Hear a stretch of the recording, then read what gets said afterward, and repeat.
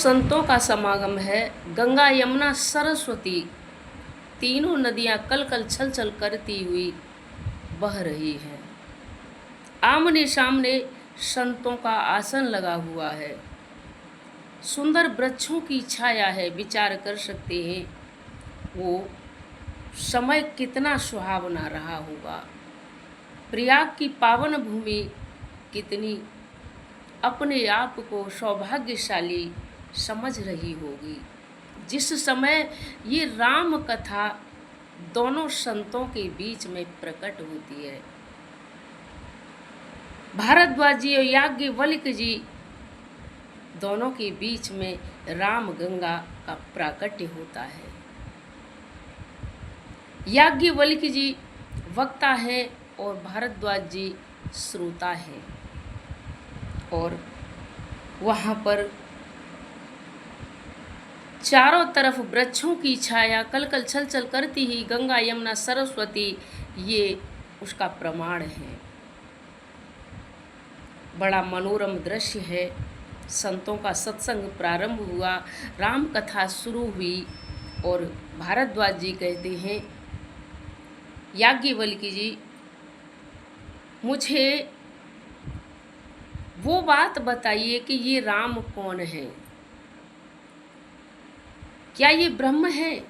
ब्रह्म है तो ये अवधेश कुमार कैसे हैं? यदि अवधेश कुमार हैं, दशरथ जी के पुत्र हैं, तो ये ब्रह्म कैसे हैं? मेरी शंका का समाधान करें।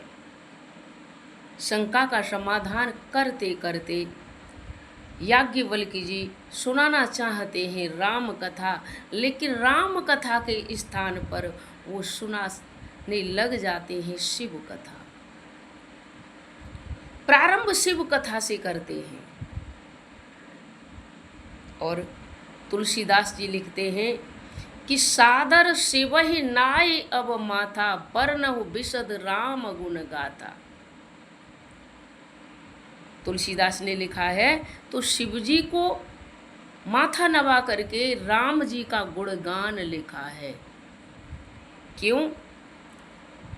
कि राम शिव के भक्त और शिव राम के भक्त हैं।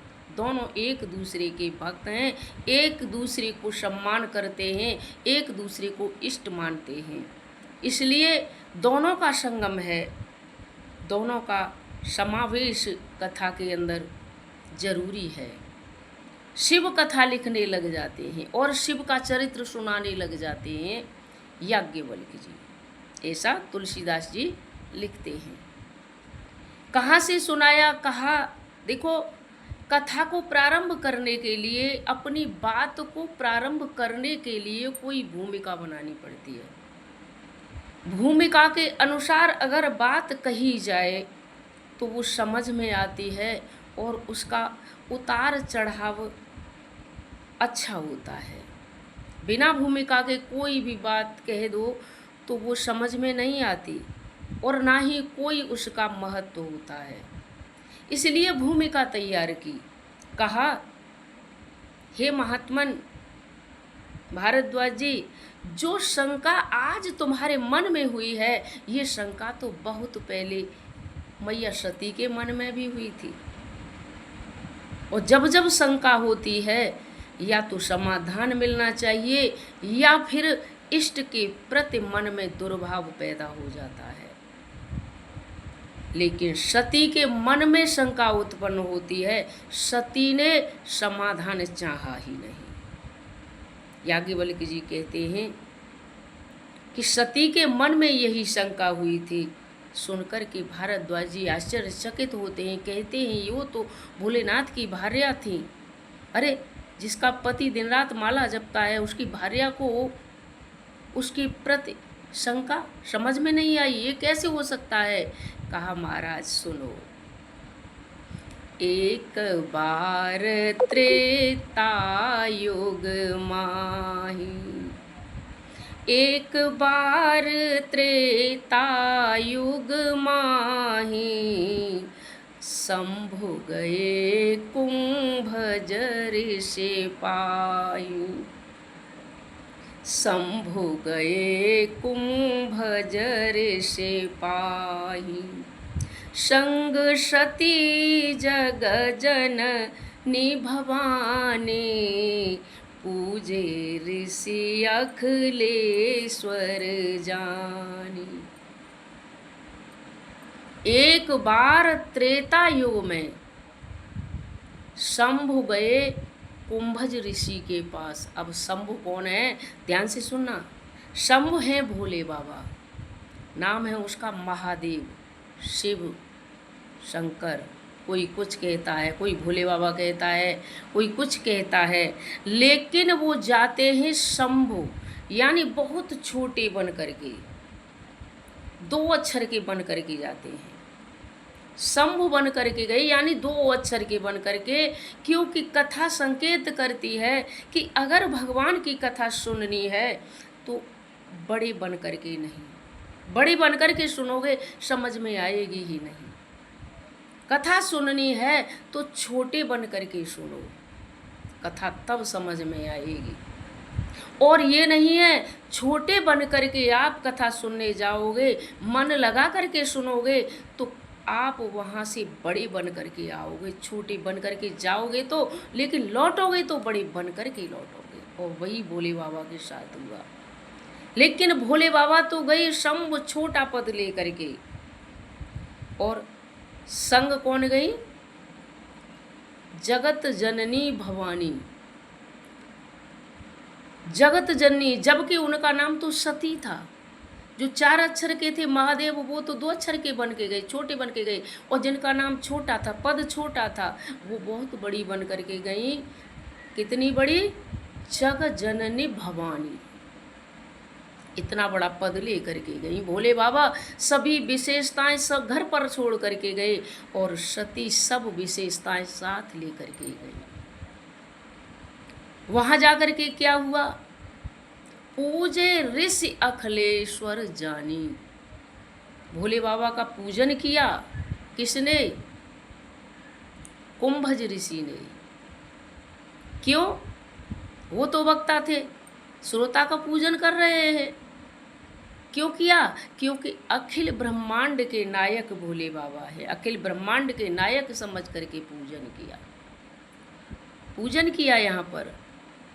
और दूसरी विडंबना देखो, भोले बाबा कौन है, कथा के रचयिता, निज महेश रच मानस राखा, है कि नहीं, लिखा है तुलसीदास ने। और जब मानस अपने हृदय पर उन्होंने पहले ही लिख करके रखा है, उनके हृदय से ही ये मानस प्रकट हुआ है, तो उन्हें ये राम कथा सुनने जाने की आवश्यकता क्या पड़ी, क्यों गई, क्यों।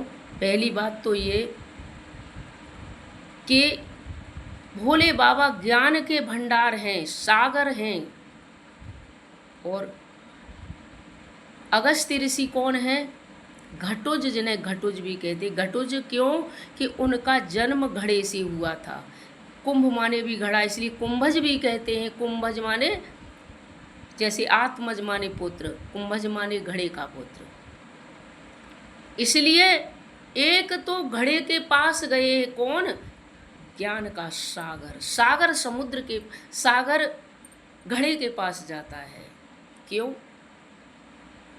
क्यों कि देखो, भले ही सागर विशाल है, लेकिन भोले बाबा को सिद्ध करना है कि भले सागर विशाल है, लेकिन व्यक्ति की प्यास को एक घड़ा ही बुझा सकता है, सागर नहीं।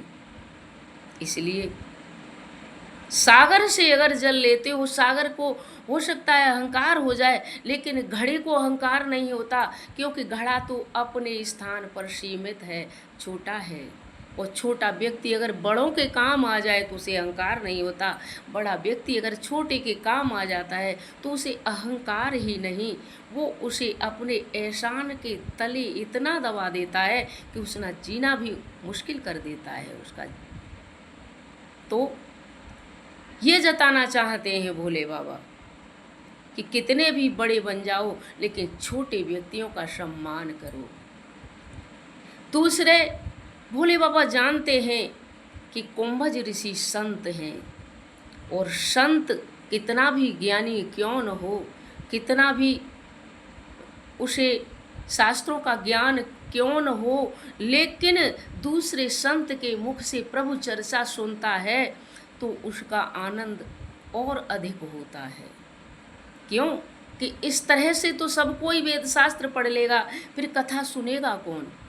इसलिए भोले बाबा संत होकर के भी दूसरे संत से कथा सुनने के लिए गए। संत की कथा में उपासना होती है, वासना नहीं होती। संत कहता है तो भक्ति की बात कहता है, वो विषय विकारों से व्यक्तियों को दूर हटाता है। इसलिए भोले बाबा दृष्टांत रूप में गए थे, उदाहरण के रूप में वो संसार को जताना चाहते थे कि एक संत को भले ज्ञान हो, लेकिन एक व्यक्ति को कितना भी ज्ञान हो, लेकिन दूसरे के मुख से कथा सुननी चाहिए, प्रभु चर्चा सुननी चाहिए, सत्संग में जाना चाहिए। अच्छा, गए तो ठीक है, लेकिन बड़े बन करके गए, फिर शंभु बन करके गए और कथा में बैठे तो सती जग जननी बभानी इतना बड़ा विशाल नाम लेकर के गई थी, लेकिन सती के मन में संदेह हो गया कि देखो तो सही, यहाँ वक्ता श्रोता के चरणों का प्रक्षालन कर रहा है, ये क्या कथा कह पाएगा, कुछ नहीं जानता होगा, बेकार के चले आए हम। ऐसी मन में शंका होने लगी। परिणाम ये हुआ, सती मैया कथा में बैठी तो, लेकिन कथा में मन लगा नहीं। कथा मन लगा करके सुनी नहीं। सुनी किसने? सुनी शंभु ने। भोले बाबा ने मन लगा करके कथा सुनी। कब कहोगे कैसे कह सकते हैं, तो देखो लिखा है तुलसीदास ने कि राम कथा मुनि बरज बखानी, राम कथा मुनि बरज बखानी, सुनी महेश परम सुख मानी। किसने सुनी? महेश ने। अब विचार करना, आए थे तो शंभु, कथा सुनी तो महेश हो गए, यानी 2 अक्षर के आए थे, एक पद बढ़ गया, 3 अक्षर के हो गए। तुलसीदास ने सती का नाम नहीं लिखा है कि सती मैया ने कथा सुनी, भोले बाबा का नाम लिखा है। जब कथा पूर्ण हुई तो कहा, मुनिवर आपने मुझे भगवान का विमल यश सुनाया है, बदले में कुछ मांग लीजिए, क्या दूं? कहते हैं कथा खाली हाथ नहीं सुननी चाहिए, वक्ता को कुछ न कुछ दान देना चाहिए। इसलिए बताओ मैं तुम्हें क्या दूं? अब सब बैठे वहाँ पर जो और श्रोता हैं सोच रहे हैं भोले बाबा के पास है क्या? गले में नाग है, हाथ में त्रिशूल है, डमरू है, अरे ये मदारी जैसा वेश है, इनके पास है क्या, देंगे क्या? लेकिन वो नहीं जानते हैं कि जो त्रिलोकी छत्र छाया में जिसमें त्रिलोक रहते हैं, जिसकी में वो कंगाल नहीं हो सकता, उसके पास तो अपार संपत्ति है, क्या नहीं दे सकता। संत ने कहा, हे भोले बाबा देव, आप मुझे क्या देंगे और मैं क्या मांगूंगा? अरे निस्वार्थ भाव से जो भगवान की कथा सुनाता है उसे तो भगवान देते हैं, इसलिए दक्षिणा नहीं, आप मुझे भगवान के चरणों में मेरा प्रेम बना रहे, ये मुझे आशीर्वाद दो। कौन?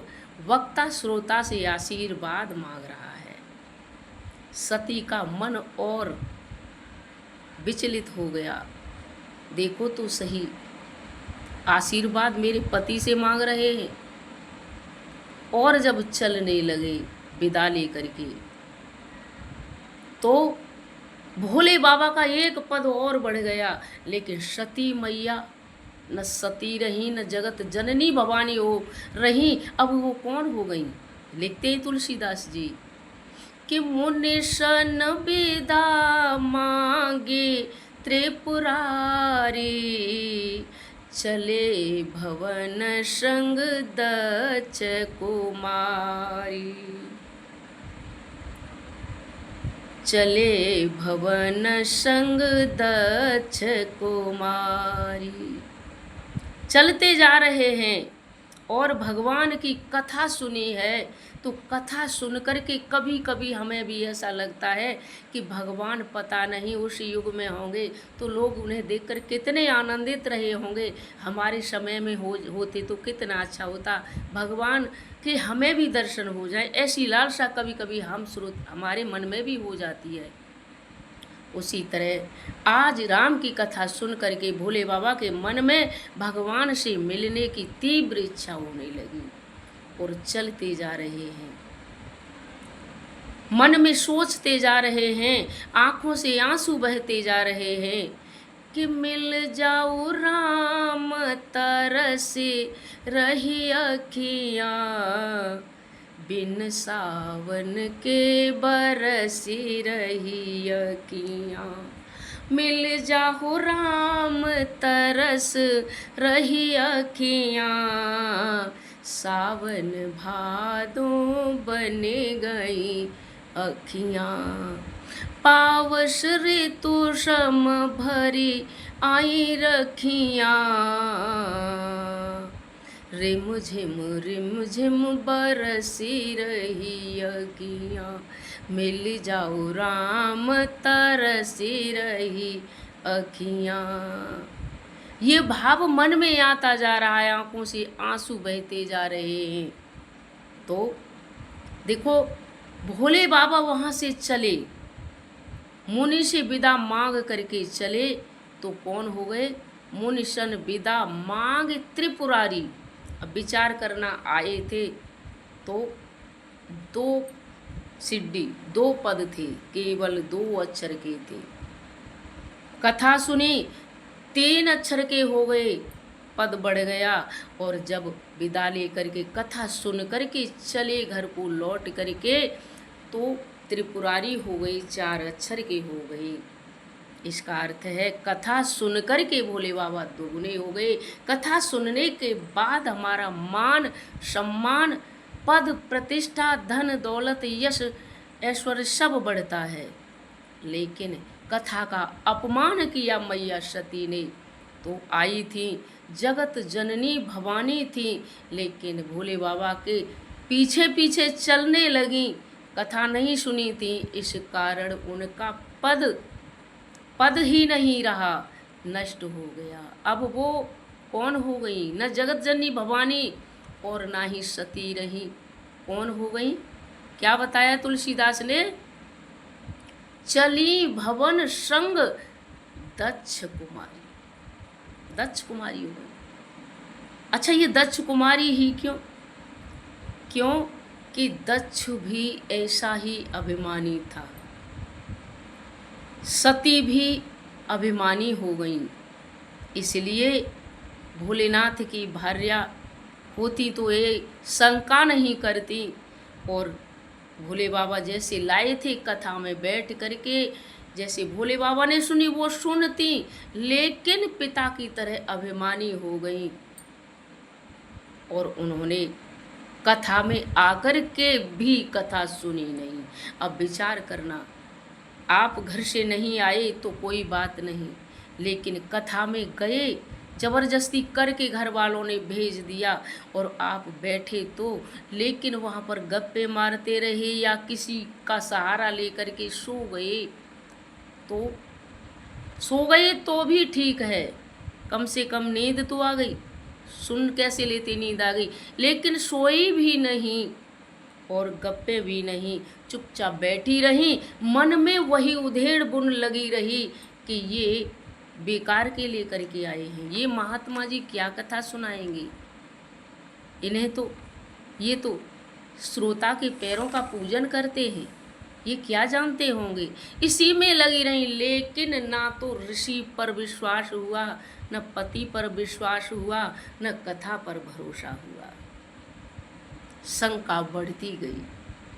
आगे भोले बाबा के मन में विचार है प्रभु से मिलने का, तो देखो अगर हम कथा सुन कर के आते हैं, मन में ऐसे भाव आते हैं भगवान से मिलने के, तो भगवान हमें आँखों से भले न दिखें, लेकिन भगवान की कृपा की अनुभूति हमें जरूर होने लग जाती है, जरूर होती है निश्चित।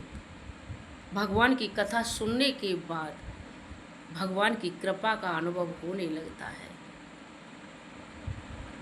और वहाँ भोले बाबा के मन में तीव्र इच्छा है, तो भगवान ने दर्शन दे ही दिए। कैसे कहोगे आप, कहोगे कैसे दिए, तो देखो भगवान उस समय अपनी लीला कर रहे थे, वनवास हो चुका था भगवान राम, सीता और लक्ष्मण तीनों गए थे वन में, और सीता हरण भी हो चुका था। सीता हरण हो गया है, राम जी जंगल जंगल, लक्ष्मण जी जंगल जंगल मारे मारे सीता का पता लगाते फिर रहे हैं, पागलों की भांति जगह जगह घूम रहे हैं, जंगलों में भटक रहे हैं। पशु पक्षी, ये स्थिति है, पेड़ पौधों पशु पक्षियों से भी पूछते हैं। विचार करना, मुसीबत के समय में जब भगवान की ये स्थिति हो जाती है, तो हम संकट के समय में धैर्य धारण क्यों नहीं करते। तब कि जानते हैं संकट आता है, मुसीबत आती है तो अच्छों को हिला देती है, लेकिन धैर्य धारण भगवान भी नहीं कर पाए, तो हम तो साधारण जीव हैं। मुसीबत का समय है भगवान पर, और मुसीबत के समय में ऐसा उनका स्वभाव हो गया है, ऐसी स्थिति हो गई है कि वो पशु पक्षियों से भी पूछ रहे हैं कि हे खृग हे मृग मधु कर श्रेणी, तुम देखी सीता मृग नैनी। ये स्थिति भोले बाबा को तो भरोसा है कि ये लीला कर रहे हैं, संसार को दिखाने के लिए, सबक सिखाने के लिए, लेकिन ये स्थिति भोले बाबा ने देखी दूर से ही, दूर से है, वो दूसरी रास्ते पर है, ये दूसरी रास्ते पर है, आमने सामने नहीं है, लेकिन दूर से ही देखा। भोले बाबा ने कहा वाह प्रभु, खूब लीला कर रहे हो, सबको दिखा रहे हो कि मैं साधारण मनुष्य हूँ। जैसे साधारण मनुष्य मुसीबत में अपना आपा खो देता है, पागलों की स्थिति हो जाती, वही आप कर रहे हो, लेकिन आप तो भगवान हो, संसार को दिखाने कर रहे हो। लेकिन मैं सब समझ रहा हूँ कि आप नाटक कर रहे हैं, असली रूप क्या है आपका मैं सबको बता दूंगा कि आप तो वैसे ही लीला कर रहे हो, आप तो भगवान हो। भगवान ने भी दूर से ही इशारा किया, बाबा संसार को तो तब बताओगे, पहले अपनी पत्नी को ही बता के देख लो कि मैं भगवान हूँ, मान जाए तो। भोले बाबा ने दूर से ही प्रणाम किया। सती मैया ने कहा प्रभु किसे प्रणाम कर रहे हो। भोले बाबा बोले देखो वो सामने जा रहे हैं ना, वो मेरे इष्ट प्रभु राम है, यही राम है जिनकी मैं माला जपता हूँ। सती बोली बाबा लगता है आज तो तुमने ज़्यादा भांग चढ़ा ली है। अरे एक व्यक्ति की तो पत्नी खो गई है, बेचारा मारा मारा फिर रहा है, और इतना भी भूल गया है कि ये पेड़ पौधों से पूछ रहा है, जड़ जीवों से पूछता फिर रहा है। ऐसी स्थिति हो गई है उसकी, मुसीबत में है। आप कह रहे हो ये भगवान है, ये भगवान कैसे हो सकता है। बाबा बोले तुम नहीं जानती, यही ब्रह्म हैं, ये भगवान है, ये लीला कर रहे हैं। नर लीला है इनकी। जैसे स्टेज पर एक भिखारी होता है और बहुत विद्वान होता है, उसे राजा का रोल दे दिया जाता है, और जब वो राजा बनकर के स्टेज पर बैठता है, रंगमंच, वो नाटक मंच पर, तो अपने मंत्रियों से कहता है कि जाओ इतनी मोहरें दान कर दो। वो कहते हैं जी सर कर देंगे, कर दी। लेकिन वहाँ मोहरें दान करा रहा है, लेकिन जब वही राजा बना हुआ भिखारी जब स्टेज से नीचे उतर कर आता है, नाटक समाप्त होने के बाद, रोल अपना अदा करने के बाद, तो वही उन लोगों से कहता है भाई हमने जो राजा का रोल किया था उसकी हमें तनख्वाह दो, हमें पैसे दो। वही हाल भगवान राम का है कि ये नर रूप में हैं राज राजेश्वर, लीला कर रहे हैं।